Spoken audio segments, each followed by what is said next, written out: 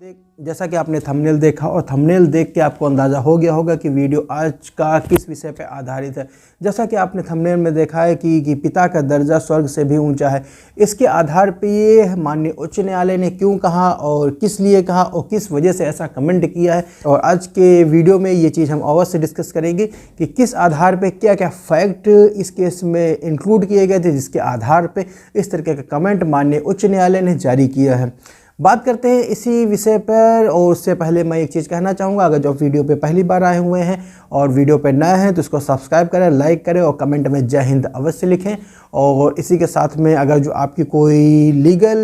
अगर जो कोई समस्या है और उस पर आप हमसे जानकारी प्राप्त करना चाहते हैं तो जानकारी प्राप्त करने का जो माध्यम है वो स्क्रीन पे है, आप हमसे संपर्क कर सकते हैं, संपर्क करके आप हमसे जानकारी प्राप्त कर सकते हैं। और आज के वीडियो में जैसा कि मैं बताने वाला हूं कि किस आधार पे माननीय उच्च न्यायालय ने इस तरीके का जो कमेंट, इस तरीके की जो टिप्पणी किया, क्योंकि मामला यहां पे उठता है कि जब कोई माता पिता ने अपने जीवन की सारी कमाई और सारी जो व्यवस्थाओं को देखते हुए बच्चों को पढ़ाया लिखाया और काबिल बनाया कि अब वो अपने आप को मेंटेनेंस कर सकते हैं, अपने आप को काबिल इस वक्त तक हैं कि वो अपने आप का खर्चा स्वयं उठा सकते हैं और दूसरे का भी उठाने के, लेकिन अब ऐसे बुढ़ापे में, ओल्ड एज में अब जो फादर है वो अपना जीवन यापन नहीं कर पा रहा खुद से कमा के, और वो भी अपने बच्चों के ऊपर अगर जो निर्भर है, तो क्या बच्चों का दायित्व तो बनता है कि नहीं बनता है, ये आप हमें कमेंट करके अवश्य बताइएगा। और बच्चों का जो दायित्व बनता है अपने माता पिता को मेंटेन करने के लिए और उनकी देखरेख करने के लिए, अगर जो ये बेटों के द्वारा अगर जो अवहेलना की जाती है तो ऐसे में पिता के पास क्या उपचार रहता है, क्या उसके पास रास्ता रहता है कि जिससे कि वो अपना जीवन यापन कर सके। मामला यहाँ पे आता है कि इस तरीके का जब मामला प्रकाश में आया और माननीय अदालत तक पहुँचा कि जब बेटों के द्वारा माता पिता के द्वारा उपेक्षा कारित की जाने लगी और उनको किसी तरीके से कोई देखभाल नहीं करते थे, किसी तरीके से कोई मेंटेन नहीं करते थे, तो अंत में हताश होकर, मजबूर होकर जो माता पिता थे उनको न्यायालय की शरण लेनी पड़ी। और न्यायालय के शरण में माननीय फैमिली कोर्ट ने उनके सारे बात को, सारे तथ्यों को सुना और उनके आधार को सही तरीके से अध्ययन करने के उपरांत इस नतीजे पर पहुंची कि माता पिता को बतौर गुजारा भत्ता उनके बेटों के द्वारा 3000 रुपये मासिक के रूप में आदेश ऐसा पारित किया। लेकिन बेटों को इस तरीके से मात्र 3000 रुपये भी अपने माता पिता को देना उचित नहीं लगा। उनको ये भी प्रतीत हुआ कि ये जो 3000 रुपये अगर जो देने पड़ रहे हैं अपने अपने माता पिता को, तो ये भी बहुत अधिक है और ये बहुत ही ज़्यादा है। तो उन्होंने इस आदेश की अपील माननीय उच्च न्यायालय के समक्ष प्रस्तुत की और उच्च न्यायालय में अपने सारे फैक्ट, अपने सारे ग्राउंड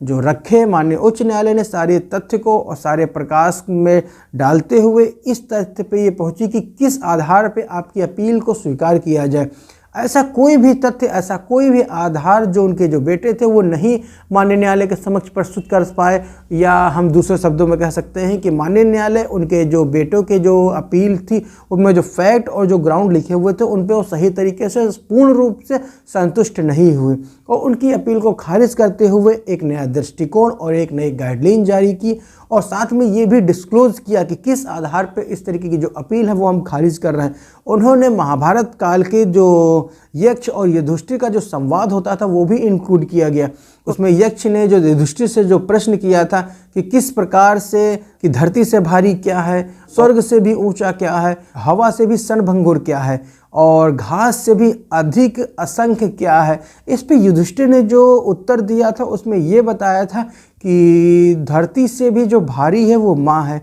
स्वर्ग से भी जो ऊंचा है वो पिता है और हवा से भी जो हल्का है वो हमारा मन है और जो कि क्षणभंगुर है। और इसके साथ में जो अंत, घास से भी असंख्य क्या है, तो घास से भी असंख्य हमारे विचार हैं, विचार इतने असंख्य हैं। तो इसी के आधार पे ये सारे दृष्टिकोण, ये संवाद अपने निर्णय में भी अंगीकृत किया माननीय उच्च न्यायालय ने और साथ में ये गाइडलाइन दी कि इस तरीके की जो अपील अगर जो प्रेजेंट की जाती, प्रस्तुत की जाती, जिसमें ये उनके बेटों को भी लगता है कि 3000 रुपये अगर जो अपने माता पिता को नहीं दे सकते हैं उनको जीवन यापन करने के लिए, क्योंकि और इसके अतिरिक्त और कोई बहुत बड़ी रकम नहीं की थी। और इसके साथ में उन्होंने ये भी बताया था कि जो दोनों बेटे थे वो वेल सेटल्ड थे और और क्वालिफाई थे और वेल तरीके से अपने आप को एजुकेटेड मानते हुए और सही तरीके से एक आय अर्जित करते थे। फिर भी माननीय जो निचली अदालत थी उन्होंने केवल 3,000 रुपये का मेंटेनेंस का ऑर्डर किया था। आप हमें कमेंट करके ज़रूर बताइएगा कि 3,000 रुपये ये ज़्यादा थे या कम थे। इसी के साथ में अपने आप को शुद्ध मानते हुए, अपने आप को एग्रीड मानते हुए कि 3,000 रुपये जो माता पिता को देने के लिए जो निचली अदालत ने आदेश पारित किया है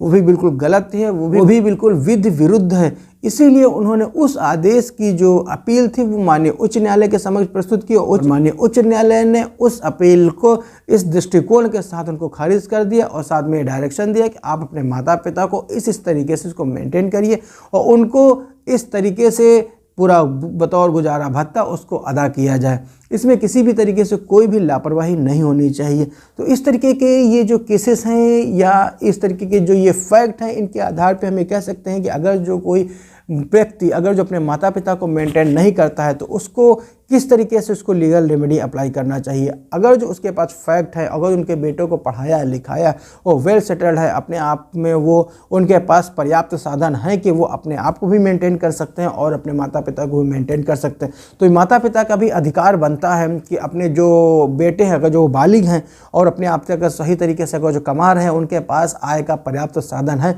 तो अपने बेटों से वो बतौर गुजारा भत्ता मेंटेनेंस प्राप्त कर सकते हैं। इसके लिए आप सेक्शन 144 में माननीय न्यायालय के समक्ष यानी कि पारिवारिक न्यायालय के समक्ष आप अपना प्रार्थना पत्र प्रस्तुत कीजिए। अपने कारण और अपने जो फैक्ट है आप याचिका में प्रस्तुत करते हुए माननीय न्यायालय आपके जो फैक्ट है उस पर विचार करते हुए आपके फेवर में आदेश अवश्य पारित कर देगी। और अगर जो किन्हीं कारणों से कोई अगर जो लापरवाही होती है, किसी तरीके से अगर जो कमेंट आता है उनका कि हमें इस तरीके से हमारे पास आय का साधन नहीं है, तो वो उनके ऊपर बर्डन बनेगा कि वो प्रूफ करें कि उनके पास आय का कोई साधन नहीं है। अगर जो नहीं प्रूफ कर पाते हैं तो इसके विपरीत माननीय न्यायालय जो कि याचिका है और जिन्होंने अपने आवेदन प्रस्तुत किया उनके फेवर में आदेश पारित कर देती है कि आपको सच एंड सच अमाउंट इनके द्वारा प्रति माह इस तरीके से उनको अदा किया जाना बिल्कुल न्याय उचित होगा। तो इसी के आधार पे हम ये कह सकते हैं कि जो कि रांची हाई कोर्ट का जो मामला आया है प्रकाश में, उन्होंने जो निर्णय दिया, जो टिप्पणी की है कि जो स्वर्ग से भी ऊंचा जो जिसका पद है वो एक पिता है और उसके बराबरी कोई नहीं कर सकता।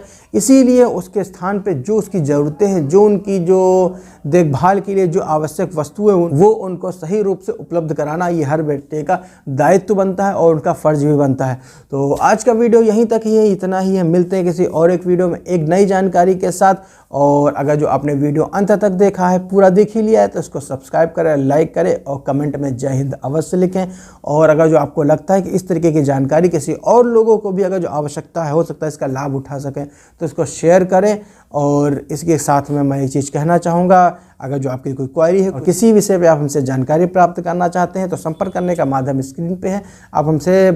अपनी निजी जानकारी पे हमसे आप सहायता प्राप्त कर सकते हैं। तो मिलते हैं किसी और एक वीडियो में एक नए विषय पर चर्चा करने के लिए। तब तक के लिए हंसते रहिए, मुस्कुराते रहिए। नमस्कार, जय हिंद।